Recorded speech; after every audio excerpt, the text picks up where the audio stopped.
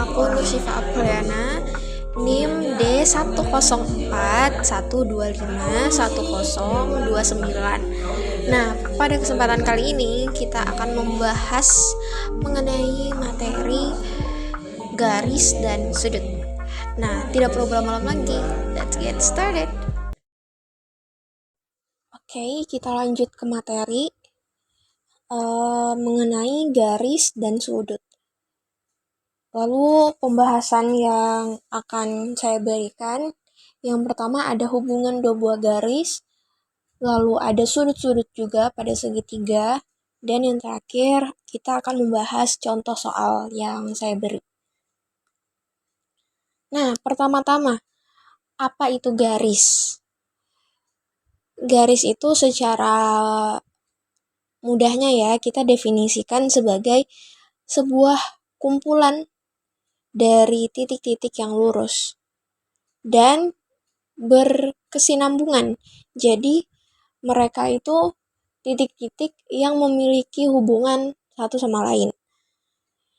Lalu titik-titik yang bersatu tersebut akan memanjang tanpa batas di kedua arah. Tanpa batas ini kalau seandainya garis tersebut diberi batas, misalnya ukurannya 1 cm. Nah, berarti dia akan diberi batas menjadi 1 cm. Tapi pada hakikatnya garis itu nggak ada batas. Jadi garis akan terus memanjang. Sampai kapanpun dia limit. Nggak ada limitnya gitu. Oke, lanjut. Nah, kita akan masuk ke materi hubungan dua garis. Nah, jadi garis itu kalau seandainya satu garis doang, dia ya udah jadi garis. Tapi bagaimana jika ada dua garis? Nah, apa aja nih hubungan yang bisa didapatkan apabila ada dua buah garis? Yang pertama adalah garis yang berpotongan. Jadi, seperti namanya, garis yang berpotongan. Jadi, apabila ada dua garis nih, terus dia berpotongan di satu titik. Jadi dia memiliki satu buah titik potong. Nah, itu namanya garis yang berpotongan. Contohnya ini persimpangan dua buah jalan. Jadi simpang 4 ya dia. Nah, ini berpotongannya di sini. Gitu. Lanjut lagi, ada garis yang sejajar. Kalau seandainya garisnya sejajar, dia nggak ada titik potong seperti tadi. Karena dia nggak memotong, kan dia cuma sejajar aja. Contohnya itu adalah lintasan rel kereta api. Jadi dia ini sejajar kan, tuh di sini satu, di sini satu. Nah, tuh ini nih, ini yang paling mudah nih kita lihat. Nah, gitu. Lanjut lagi, yang ketiga ada garis yang tegak lurus. Nah, ini jadi dia lurus nih, satu vertikal, satu horizontal gitu. Jadi dia tegak lurus. Nah, nanti di sini terbentuklah namanya siku-siku. Nah, kalau seandainya garisnya tegak lurus begini, berpotongannya tegak lurus ya, nanti sudutnya itu 90 derajat.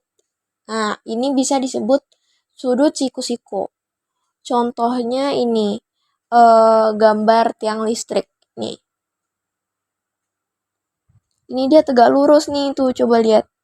Ini tegak lurus kan dia, gitu.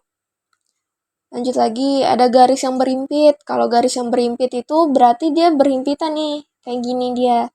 Contohnya apa? Contohnya jam pukul 12.00 atau jam 2.00. Pokoknya yang berhimpitan satu sama lain deh. Gitu, itu garis yang berimpit. Sekarang lanjut lagi, ada garis yang bersilangan. Nah, jadi kalau garis yang bersilangan itu dia tidak sejajar. Jadi coba lihat kubus nih. Nah, ada satu garis yang di sini. Satu garis lagi di sini. Nah, ini namanya garis yang bersilangan. Jadi dia tidak sejajar, tidak pula membentuk sudut siku-siku. Jadi dia ya udah, dia beda-beda sendiri, tapi masih dalam satu kesatuan. Nah, ini lihat nih, kubus. Nah, ini juga ini contohnya garis yang bersilangan. Oke. Nah, sekarang kita masuk ke pembahasan yang kedua, yaitu hubungan antar sudut. Nah, hubungan antar sudut ini ada 3 ya. Yang pertama sudut berpenyiku, lalu ada sudut berpelurus, ada yang terakhir sudut pada satu titik. Oke, kita bahas dulu mengenai sudut berpenyiku. Nah, sudut berpenyiku ini, total dari semua ini kalau ditambahin, itu 90 derajat. Pasti 90 derajat. Gak mungkin 95 derajat, itu gak mungkin. Karena udah kesepakatannya begitu. Kalau seandainya kalian nanti belajar lebih mendalam, itu ada yang namanya kuadran ya. Ada kuadran 1, kuadran 2, 3, sampai 4. Nah, kuadran itu kalau seandainya kita mau hitung ya, seluruh kuadran itu isinya 360. Maksudnya seluruh sudutnya kalau mau dihitung totalnya adalah 360 derajat. Nah, jadi kalau seandainya ada 4, ya tinggal dibagi aja. 360 dibagi 4 berapa? 90. Nah, ini nih kalau seandainya mau kita jadiin kuadran, ini nih kuadran 1 gitu. Sehingga nanti kalau seandainya kita ketemu soal kayak gini, nah ini nanti di sini ada berpotong. Ini dipotong nih di sini, ini dipotong lagi. Misalnya di sini nanti ada dikasih berapa gitu kan sudutnya. Terus di sini berapa. Nah, kita disuruh tentukan yang B. Berapa sudutnya B. Nah, kalian tinggal tambahin A sama C. Udah ditambah, nanti dikurangin sama 90. Nah, itulah nanti hasilnya gitu, teman-teman. Nah, lanjut. Nah, lanjut, ada sudut berpelurus. Nah, tadi sudut yang 90 derajat ini kan dia berpotong nih, siku-siku kan. Nah, sedangkan kalau ini, dia tuh lurus. Lurus aja, nggak ada potongannya di sini. Dia nggak tegak lurus ya, lurus doang gitu. Nah, ini totalnya 180. Ya, 180 derajat. Jadi kok seandainya yang daerah A, daerah B, sama daerah C ditambahin semuanya, totalnya adalah 180.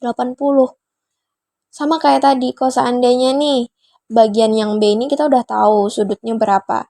Lalu yang C ini kita udah tahu juga berapa gitu sudutnya. Lalu yang dicari itu yang A. Maka nanti teman-teman bisa gabungin, bisa tambahin ya, dijumlahin nilai wilayah B sama wilayah C, ditambahin terus dikurang sama 180. Itulah hasilnya sudut A. Itu sudut berpelurus. Yang terakhir, sudut pada satu titik. Nah, kalau seandainya begini, kalau ada sudut-sudut yang berbagi satu titik sudut. Nah, ini begini, ini totalnya adalah 360 derajat. Karena ini tuh nggak ada ini ya, nggak apa sih namanya? Dia tuh kalau mau dilihat ini tuh sebenarnya membentuk bulat, guys. Kalau seandainya kalian lingkarin semua sudutnya nih di sini itu bulat kan. Sedangkan kalau di sini setengah lingkaran, kalau di sini seperempat lingkaran. Jadi, kalau kayak gini, maka dia 360 derajat. Ingat, satu lingkaran itu fullnya adalah 360 derajat. Setengah lingkaran 180, seperempat lingkaran 90 derajat gitu. Jadi kalau seandainya wilayah A tambah wilayah B, wilayah C itu hasilnya 360. Bagaimana kalau kita nyari B? Berarti A sama C, 360 dikurang A sama C. Hasilnya B gitu. Oke, lanjut lagi. Nah, sudut pada segitiga. Nah, segitiga itu memiliki 3 buah sudut. Apabila kita jumlahkan ketiga sudutnya, pasti 180 derajat. Apapun jenis segitiganya ya, mau itu lancip, tumpul, siku-siku, sembarang. Asal dia segitiga, maka total dari sudutnya adalah 180. Nih. Jadi sudut ACB di sini, terus ditambah lagi sudut yang di sini, tambah lagi sudut yang sini, hasilnya adalah 180 derajat. Nah, ada pun contoh soal nih. Tadi aku ngasih ini kan, contoh soal. Ya, di sini ada sebuah gambar. Nah, anggap aja ini wilayah A, ini wilayah B. Oke? Terus pertanyaannya adalah besar pelurus sudut RQS. Nih, RQS. RQS itu di mana sih? Q kan tengah-tengah, berarti di sini nih. Sudut yang bagian ini. Oke? Nah, sekarang cara kita menjawabnya adalah kita harus tahu dulu berapa sih sudutnya gitu. Di sini kan nggak ada nih dikasih sudut secara kayak dikasih sudut gitu nggak ada. Di sini cuman dikasih ada variabel, ada fungsi ya, cuman dikasih fungsi di sini. Nah, maka cara mengerjakannya adalah seperti yang kita ketahui ini adalah sudut lurus. Maksudnya dia nggak siku-siku. Ini lurus nih. Kan setengah lingkaran doang nih. Jadi, kalau wilayah sini, ini wilayah A kan, kita tadi bilang wilayah ini A, ini B. Kalau ditambahin, pasti totalnya adalah 180 derajat. Ini 180 aja, 180. Terus, setelah kayak gini dijabarin ke bawah. Ini A, wilayah A, ini berapa nilainya? 4X kurang 4. Masukin 4X kurang 4. Lalu ditambah dengan wilayah B. Ini B nih. Nah, 2X tambah 16. Masukin ke sini. Jangan lupa, sama dengan 180. Nah, apa yang terjadi setelah kita lakuin step ini? Step yang berikutnya adalah menambahkan jumlah-jumlah atau bilangan-bilangan yang sama jenisnya. Jadi, kalau yang ada variabel dengan sesama variabel, yang bilangan sendiri ya tanpa variabel, masukkan dia sama yang tidak memiliki variabel juga. Nah, kalau di sini 4X kita tambah dengan 2X. Ini tambah nih guys. Dia bilangan positif. Jadi totalnya adalah 6X. Lalu di sini min 4 atau negatif 4 ditambah dengan 16. Ya kan? Jadi berkurang 12. Karena di sini plus positif lebih besar ya daripada yang negatif. Jadi dia plus di sini. Jangan lupakan 180-nya. Nah, setelah itu 12 ini kan beda ya sama 6X. Karena 6X jelas ada variabelnya. Sehingga kita akan pindahkan ini. Biar ini tuh nggak sendirian gitu. Biar dia bisa dioperasikan. Dengan cara kita pindah ruas. Enaknya kita pindah ruas. Nah, kalau pindah ruas, nanti dia yang awalnya plus jadi negatif gitu. Nah, jadi 6 udah sendirian, sekarang 6X sudah sendirian ya, karena tidak ada anggota yang memiliki variabel lainnya. Dan di sini 180 dikurang 12 total hasilnya adalah 168. Oke, sampai sini. Bagaimana dengan X saja? Nah, X saja berarti 168 nih total akhir dibagi sama 6. Nilai dari variabel X. Hasilnya adalah 28. Sehingga sudut. Nah, di sini nih guys. Kenapa awalnya pertanyaannya kan RQS, Kak? Kenapa tiba-tiba PQS? Nah, ini karena lihat nih soalnya, besar pelurus sudut RQS. Pelurus sudut RQS. Kalau ada kata pelurus di sini teman-teman, berarti yang kita cari itu bukan bagian sini, tapi sebaliknya. Jadi bagian sini nih, pelurusnya. Gitu. Jadi makanya di sini jadi sudut PQS. Gitu, karena kita sebenarnya fokusnya nyari yang di sini, bukan yang di sini. Nah, ini namanya soal yang agak menjebak sebenarnya. Oke.